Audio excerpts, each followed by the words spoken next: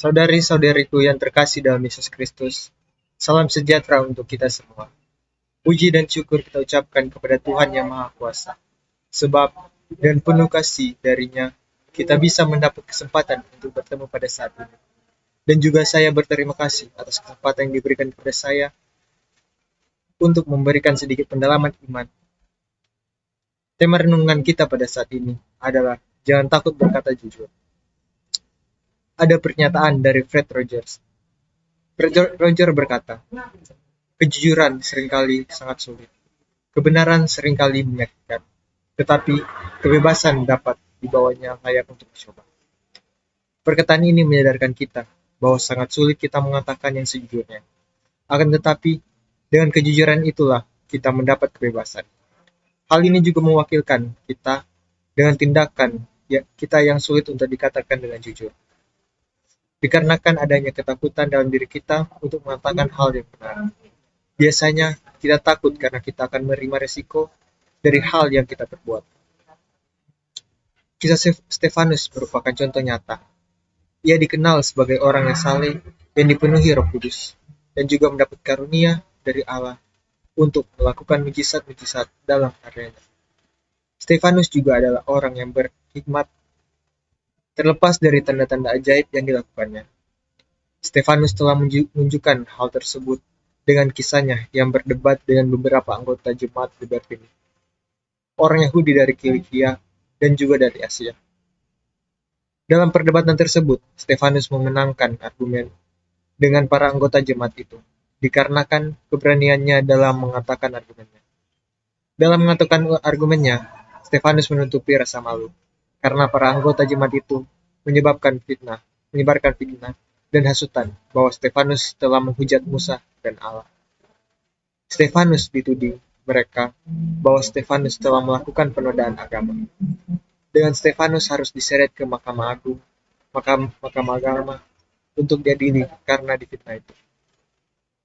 Tindakan Stefanus saat mendengar tuduhan palsu yang dilontarkan oleh musuhnya, Stefanus mengambil sikap diam dan tidak menanggapinya. Stefanus tidak mengatakan apapun untuk membela dirinya atas tuduhan yang dilontarkan kepadanya. Stefanus memiliki hati yang sangat damai dan tentram.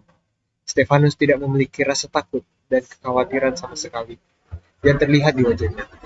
Ia mempercayakan semua tindakan jujurnya kepada Yesus Kristus yang diimaninya dengan begitu percaya kepada Kristus. Stefanus memancarkan wajah seperti orang malaikat, dengan tatapan matanya yang memancarkan ketulusan dan kejernihan hatinya. Bagaimana dengan kita saat difitnah orang? Apakah respon kita?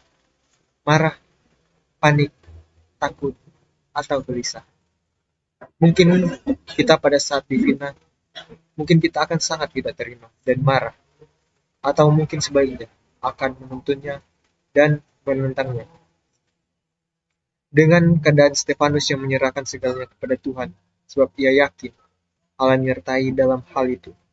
Allah menyertai bahwa Allah merupakan peneguhan buat kita, bahwa kita tidak sendiri.